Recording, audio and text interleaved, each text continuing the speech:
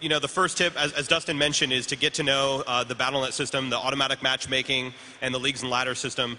We've received a lot of really great feedback from you guys, and there's people that are sort of new to the game, and they're asking fairly straightforward questions. Hey, how does the automatic matchmaking system work? How does the leagues and ladders system work? And then on the other side of the coin, we have people that play a lot of Starcraft, and they want to know some of the inner details of kind of how we match you and how we slot you in leagues and ladders, how to get promoted and so forth. So this is kind of a combination of a lot of things. We want to give you guys some exclusive inside tips that we have not talked about publicly previous to BlizzCon 2010 with regard to the inner workings of how Battle.net matches you in StarCraft 2. So first off, an overview of the automatic matchmaking system. The first thing to know is that this is an adaptive learning system. So the more you play, the more accurate you get in StarCraft 2. Obviously, the system doesn't know a lot about you when you're a new player, when you first start playing your first few matches, so you're going to get kind of a bit more of a grab bag. But over time, the system learns and adapts to your play. We understand a little bit more about you, and we're able to match you more accurately. So the second is the system tracks your wins and losses as well as the difficulty of the match, you versus your opponent. Ultimately, the system obviously can't crawl inside the game and do a deep analysis of how you won, but it understands that you won. So whether you get a cheesy victory or a really legitimate, hard-fought victory, what matters to the matchmaking system and the leagues and ladders system is that you won or you lost. And then the other key thing is how we evaluate how much that win counts for is based on the relative difficulty of how good you are, according to the matchmaking system, versus the skill of your opponent. And that's really key to understand. If you get a cheap and easy victory against someone that isn't very good, it's not going to count for as much in the matchmaking and league system as if you beat somebody that was really hard. So next up, the third point is skill is tracked as a moving rating, and it's tracked over time. There is an internal rating that we have within Battle.net, and this is actually a question we get a lot from the community. Is there some sort of internal rating? How are you doing this? There is indeed an internal rating that we use that is a rolling average. There's actually a few different numbers we use to determine how good you are and how we slot you in leagues and how we matchmake you. As you win games, we throw more and more challenging opponents at you. And likewise, if you lose a bunch of games, we throw easier opponents at you. Couple of tips, again, new things for BlizzCon. We have not announced previously. This rating does persist across seasons, so even as we extend the game into the future, that rating, that matchmaking rating, that understanding that Battle.net has about your skill does not wipe. It does not reset. So that's actually really good for the players because you won't need to earn your cred with the system all over again every time we wipe the leagues and ladders. Also, that rating is internal. It is not to be confused with your ladder points, and I'll talk a little bit more about ladder points, but it is an internal rating that is not exposed in the user interface. Next up, the skill tracking is per matchmaker. So the key thing here is 1v1, 2v2, random, 2v2 arranged. Every single team that you create with your buddies, those are all separate skill ratings. They are not one skill rating, so one really doesn't influence the other. We do utilize any information we have about you to bootstrap you in new teams that are created in terms of what type of games we throw at you initially, but that very quickly is overridden by your actual win-loss record in your structured team. So if you start off a team with your buddy, we throw some pretty hard matches at you because you were really good at 1v1, how you do with your buddy is tracked separately. And that bootstrap rating is overwritten relatively quickly.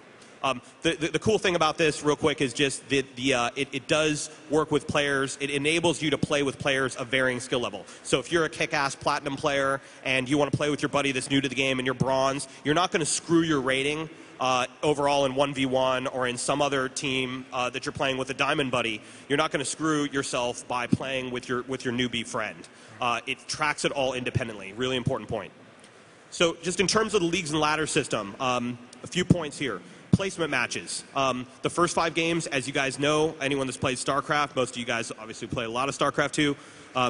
Your first 5 games per mode and per team are part of your determination. That's really where the system is learning about you before we slot you in a league or a division. The system doesn't know a lot about you at first. I've already mentioned that point. The league and division assignment, we slot you in that 100-person league. That is really the your proving ground, and the folks that are kind of around you in terms of skill level, given that particular matchmaker and team. Those are the folks that you're competing immediately around. So if you're ranked 92nd, obviously you want to work your way up to number 1, and the people that are around you, above and below you, are roughly around your skill level for that team and for that matchmaker. There are 5 leagues, as you know, bronze, silver, gold, platinum, and diamond, and we do distribute the population 20% per league. So that's 20, 20, 20, 20, 20. So if you are in diamond, you are in the top 20% of the entire StarCraft 2 population for your region, which is a tremendous accomplishment. And of course, the opposite applies. And believe me, there are a lot of us that are in that division. I'm gold, so I just want to put that out there. League division placement does not affect matchmaking. This is the other really, really important point I want to emphasize for you guys. Just because you're in a given league or you get promoted into a higher league, it doesn't mean that all of a sudden the difficulty of your matches stair-step up. Because we use that internal rating, if you're in gold and you're putting along, you're having a good win streak, and then all of a sudden you go, wow, congratulations, you've been promoted to platinum. That doesn't mean that all of a sudden your matches are going to become 20% more difficult or 100% more difficult. That's not the way it works. We're gradually increasing your skill level over time, and then once we promote you, once we're sure, we promote you. More about promotion in a second, but basically that next match you're going to play is no different than the one you played previous in terms of the gradual ramp up of difficulty level. Other things to note about divisions, so you got to work your way up. The way we rank, I get a lot of questions. Hey, Greg, I don't get it. Like, why am I 16th and I've got a better win-loss record than the guy that's 15th? I don't understand. We don't actually use your rank criteria is not wins and losses. It's actually the points that you earn. And there's a number of reasons why we do that. But first and foremost, that is our abstraction of how not only how many wins you have, but per my previous point about some wins are worth more than others, how many points you have. So when you play a more difficult match and you get a hard-fought win, you're going to get more points. Those points should matter more for your division rank, and that's how we end up working that in. Also, bonus points. What is this bonus point thing? I got hundreds of bonus points up here. What bonus points are, the easiest way to explain them, they're like rested XP in WoW. It's a mechanic we've put in there so that if you need to take a break, say you go on vacation for a week and you jump back in StarCraft the day you get back, you have an opportunity to catch up a little bit by eating through your bonus pool. That bonus pool is accrued over time, and it will be cut off at a certain point in the season. So you'll have an opportunity to kind of catch up and eat through all your bonus points. Lastly, league promotions. The key thing I want to mention here is that we only really promote you when you're ready. So there is a possibility that you could have a great win streak, and we're gonna only promote you when we're actually sure that you're going to perform better in that upper division. If you're borderline, we're going to be really conservative on our placement. Likewise, we're really conservative in terms of our initial league placement. And as we know more about you, we'll be a little more aggressive. So say next season we might give you the benefit of the doubt, whereas the first season we didn't. And then I already mentioned the point about league placement does not equal skill necessarily in terms of the matchmaking stair step.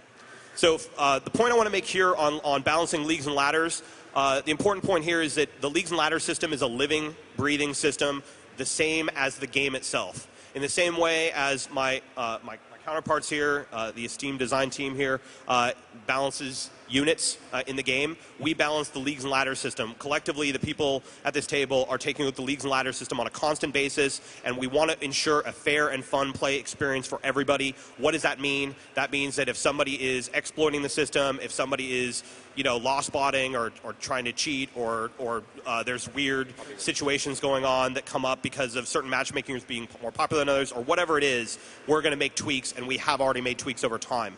Without going into all the details here, we've made a bunch of changes since launch, optimizations on matchmaking, optimizations on team placement, and so forth. And we're going to continue to make changes going forward over the next couple months and into the near and far future to make sure this is a great experience for everybody.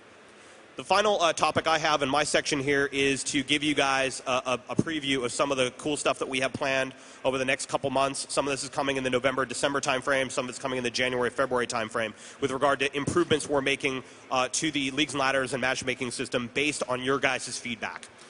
So the first thing we're doing is we're actually improving the league icons. So as you guys know, everyone's fighting really hard for those cool league icons right now. Like, oh man, I want to get gold. Oh dude, I want to get platinum on my profile. But they're, maybe sometimes they're not caring as much about the specific division rank within platinum. Like it could be 92nd in platinum, but what matters is that platinum badge. Well, we're going to be introducing some graphics, some new UI, some new art into the UI that will actually denote how high you are in your division within that league. So if you're in the bottom 50% of your division, it's just going to look like it does today. And then as you get higher and higher, 26 to 50, top 25, and then top 8, you're going to get even cooler art. So the second change we're making is we are also improving the detail page on the Leagues and Ladders. So right now it's just a flat list, looks kind of like a spreadsheet. We're doing some things to make it a little more colorful, a little more fun, and then also to give some mad props to people that make it to the top of the division. So if you're top 8, you're going to get this special fat banner, tapestry thing on the side that's going to make it look really cool and exclusive that you're at the top of your division, and there will be a slightly less cool but still cool one, for 9 to 25 and so forth down the line. We're also making some other improvements to the header and so forth. The next thing we're going to do is, as we've mentioned previously, we haven't talked a lot about this since we launched the game, we're going to be moving to Season 2. So what that means is when we go to Season 2, and we will be announcing when we're going to Season 2 ahead of time, we are going to be wiping the ladders. So we're going to be resetting your wins and losses, your division placement, and so forth. You get to start over from that regard. We are upgrading the profile to enable you to go back and view your Season 1 information. So we're wiping it, but we're going to let you go back and still check it out. So what your final placement was and so forth. So it's not going away completely. We're also preserving that matchmaking record. Super important point, right? You're not going to be starting over. You're not going to have to keep playing 5 placement matches all over again and start from scratch. We know how good you are roughly, and so we're going to use that. And you're only going to have to play 1 placement match in any given team or matchmaker in order to get re-ranked and re-slotted into division.